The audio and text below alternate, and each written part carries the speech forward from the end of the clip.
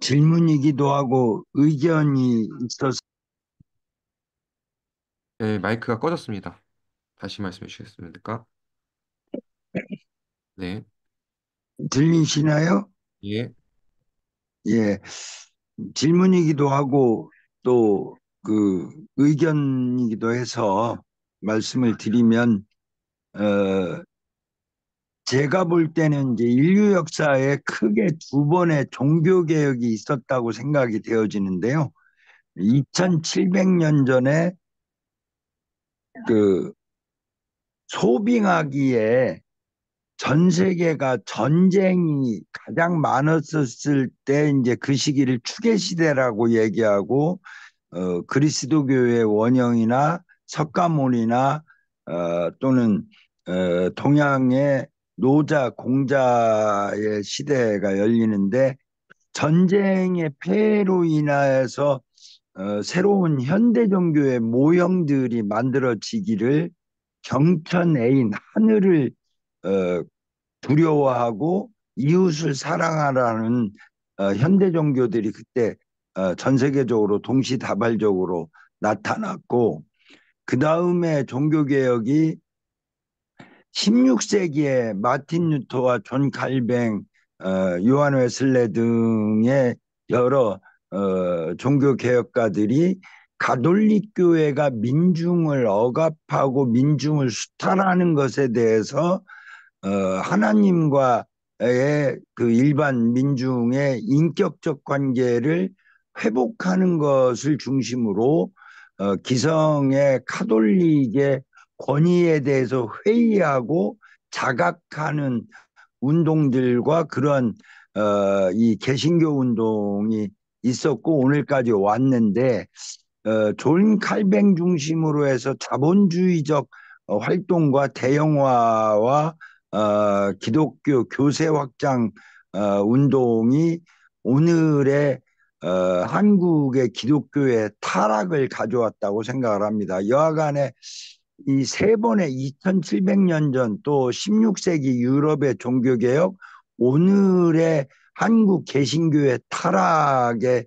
핵심적인 내용은 모두 민중의 삶을 핍박하는 기성의 전쟁과 수탈 체계에 대한 저항으로서의 종교의 새로운 자각으로서 그런 운동들이 있었다고 생각이 되어지는데 오늘 대형 교회들이 민중의 우민화를 통해서 민중들을 다양한 형태로 수탈하는 데 대형 교회들이 크게 역할을 하고 있어서 그것을 이 대형 교회의 수탈에 대한 자각을 전제로 한 마을에서 민중의 권리 회복과 민중 공동체 네, 회복을 해나가는 것이 이 교회와 마을의 결합이 아닐까 하는 의견입니다. 그래서 일종의 각 신학대학이나 신학자들, 신학 교수님들이 이 한국에서의 새로운 교회의 혁신운동, 종교개혁운동, 자각운동들을 해나가고 그것을 핍박받는 민중의 권리를 마을에서 공동체로 회복하는 그런 새로운 종교개혁 운동으로 성장해야 되는 것이 아닌가 하는 의견을 이야기하면서 이상은 교수님이나 여러분들의 의견을 듣고 싶습니다. 이상입니다. 네, 좋습니다. 자, 또 혹시 다른 분 질문 있으실까요?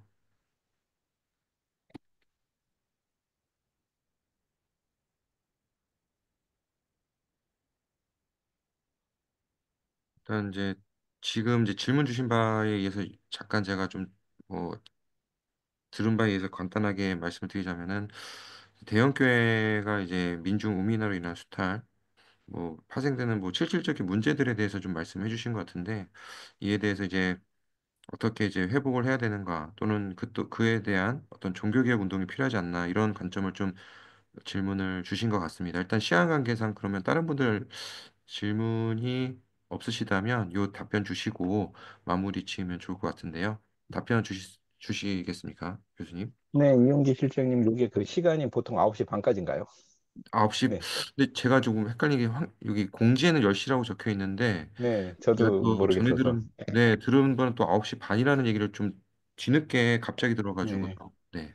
그 이제 아마 그 전에 일 세션 할 때는 일기 할 때는 아마 제가 기억하기로 막 10시 뭐 이랬었던 것 같은데 그냥 네. 9시 반에 맞추면 될 것 같습니다. 그리고 네, 알겠습니다. 이 부분에 대해서는 사실은 이제 아까 그 질문 주셨던 고원석 교수님이 저보다 뭐 어, 훨씬 더 잘 알고 계시고 그리고 바로 옆에서 많이 또 보고 계시고 또 기독교 교육의 전문가시기 때문에 아마 더 좋은 답을 주실 수 있을 거라 생각하지만 이게 어쨌든 제가 대답을 또 참 드려야 되는 상황이라 제가 제 생각을 좀 말씀드리면 이렇게 말씀드릴 것 같아요. 그러니까 대형 교회가 민중을 일단은 몇 가지 좀 나눠서 생각해 볼 수 있을 것 같은데 대형 교회가 민중을 우민화시키는 기관일까라고 하는 부분에 대해서도 한번 조금 생각을 좀 해볼 필요가 있을 것 같고요. 그러니까 저는 종교라고 하는 것이 갖고 있는 독특한 성격이 있습니다. 그래서 그룹이 크게 되는 것 자체가 뭐 가능하다라고 보이는 부분은 있어요. 그러니까 뭐 반드시 이 소규모 있으면은 진짜고 크게 있으면은 뭐 반드시 100% 문제가 있느냐 반드시 그렇지는 않는 부분은 있습니다. 근데 에, 문제는 뭐냐면 좋은 종교냐 좋은 종교 그러니까 이런 얘기를 하셨어요. 아까 전에 이제 그 미카엘 벨커 교수께서 2000년대 가끔 이런 얘기를 하시더라고요. 그러니까 아, 2000년대가 될 때 사람들이 뭐라고 생각했냐면 종교가 없어진다라는 얘기를 참 많이 했었습니다. 1960년대 세속화부터 시작해서 인간이 이성이 발달하고 시민사회가 되고 사회가 좋아질 개선될수록 종교는 없어질 거다. 그런데 결론적으로 얘기한 건 뭐냐면 인간이 존재하는 한 종교가 없어지진 않는다. 인간에게 있는 한 항상 이제 말하자면은 이제 뭐라 그래야 되나 종교는 존재할 수밖에 없다. 오히려 더 활발하게 존재한다. 이상하게 활발하게 어떻게 생각하면 인간하고 같이 공존하는 그런 어떤 존재라고 이제 어떤 개념이라고 볼 수 있을 것 같습니다. 다만 뭐라고 얘기하냐? 다만 좋은 종교와 나쁜 종교가 있을 뿐이다. 이 말 참 많이 하셨어요. 좋은 종교와 나쁜 종교가 있을 뿐이다. 그럼 나쁜 종교가 뭐고 좋은 종교가 뭡니까? 라고 질문하면 두 번 얘기해요. 나쁜 종교는 방금 말씀하신 것처럼 사람들을 생각 안 하게 해요. 우민화시켜버려요. 그러니까 말하자면은 어떤 맹목적인 목표를 갖다 놓고 달려가게 하고, 그리고 이제 그렇게 살아야지 복 받는다고 하면서 이제 말하자면 더 이상의 크리티컬한 어떤 생각을 자기 자신한테 대해서나 세상에 대해서도 하지 않게 만듭니다. 이게 나쁜 점. 그럼 좋은 종교는 뭐냐? 그럼 건전한 종교라는 표현을 씁니다. 건전한 종교는 책임적으로, 그냥 이성적으로, 또 납득적으로 이끌어 줄 수 있는 힘이 있다. 자, 그러면, 자, 이제 우리나라에 대형 교회가 있는 게 문제가 아니라 대형 교회가 나쁜 종교가 될 수 있는 게 문제예요. 쉽게 얘기해서 생각 안 하고 몰려가고 그냥 좋은 게 좋은 걸로 살고 어 그러면 이제 교회가 저는 이제 내지는 종교가 건전한 종교가 될 수 있도록 스스로 각인을 하고 그 다음에 이제 책임적으로 갈 수 있도록 성숙시키는 것이 사실은 종교의 역할이라고 보이죠. 그러니까 건강한 삶을 살 수 있도록 만들고 좋은 방향을 주고 이웃을 위해서 살 수 있도록 만들고 약자를 위해서 만들어 살 수 있도록 만들고 그리고 긍휼한 마음을 품고 자비를 가지고 살 수 있도록 만들고 이게 사실은 이제 역할이죠. 자, 그러기 위해서 종교의 역할이라는 건 뭐냐면 사람들을 성장시키는 겁니다. 종교는 사람들을 책임적으로 만들고 성장시키는 것이 종교다. 아까 전에 그 모든 사회는 이데올로기가 필요하다. 근데 한국 사회에는 그 이데올로기 역할을 개신교 복음주의가 1960년대, 70년대 감당한 부분이 있다. 인정한다. 정치 발전론자로서. 헌팅턴의 얘기였다고 그래요. 그게 무슨 말이냐면 정치적 공동현상이라는 그 정신적 공동현상은 있을 수는 없어요. 그럼 왜 그런가 보면 우리 시대가 가지면은 어떤 이제 국민소득 3만 달러 이렇게 딱 넘어가기 시작하면서 그 서구 사회도 그렇고 한국 사회도 그렇고 가지고 있는 공통적인 특징이 뭐냐면은 이데올로기가 없어져 버려요. 없어진다는 것이 건전한 이데올로기가 상실되면은 그냥 쾌락주의만 남아버려요. 지금 어떻게 생각하면은 약간 그런 분위기가 있습니다. 건전한 이데올로기가 뭘까? 근데 요거는 자기가 생각하고 자기가 책임적으로 판단하고 자기가 어, 움직일 수 있도록 성장시키고 키워주는 게 종교의 역할이라고 봅니다. 이제 다른 얘기 조금만 할게요. 그러니까 제가 최근에 이건 특정 정치인에 대해서 뭐라고 얘기하려고 그러는 게 아닙니다. 그냥 단지 한 3, 4년 전에, 아니야, 한 4, 5년 전에 독일의 공공신학 그 얘기를 하면서 그 당시에 독일 공공신학에서 제일 많은 담론이 뭐였냐면 페이크 뉴스에 대한 디지털 리터러시를 사람들에게 키워주자 이거였어요. 왜냐면 4차 산업혁명 시대가 되면서 중앙방송을 안 봅니다. 사람들이 그러면은 어, 강의는 있었는데 사람들이 이제 뭐에 관심을 갖냐면 다 유튜브 본다는 거예요. SNS를 본다는 겁니다. 그런데 SNS를 볼 때 가지게 되는 특징이 뭐냐면 알고리즘에 따라서 자기네들이 원하는 대로 요 필터 버블 안으로 들어간다는 거예요. 요걸 필터 버블이라는 표현을 쓰는데 이걸 독일 사람들이 필터 블라제라고 그랬는데 요것이 만들어내는 그 사회의 개념 대화 단절을 통해서 정치적인 극단주의가 판을 칠 거다. 정치적 극좌주의나 아니면 정치적 극우주의자.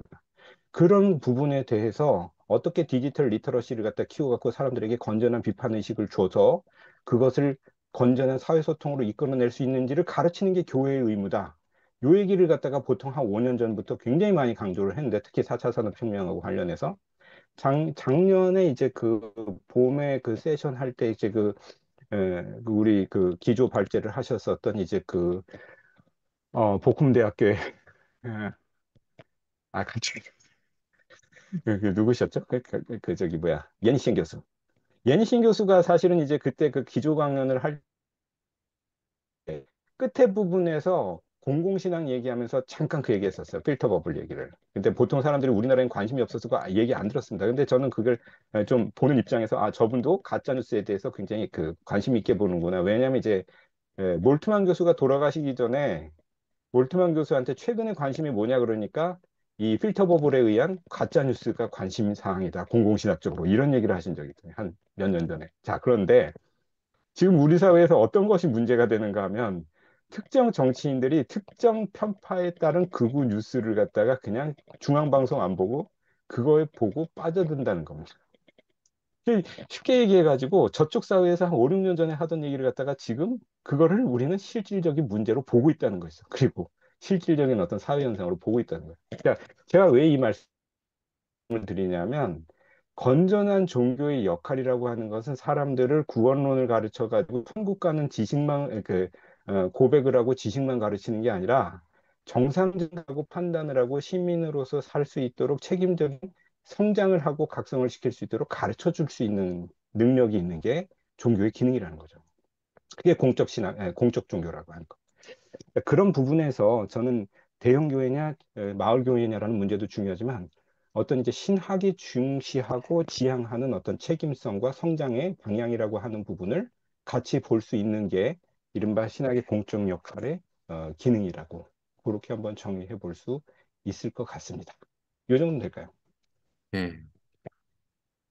일단 그 대형교회 문제를 이제 당연시하기보다는 개념을 잘 정리해 주시고 그 방향성을 좀 명료하게 설명해 주신 걸로 이해를 했습니다. 일단 시간 관계상 오늘 이렇게 마무리 지려고 하는데요.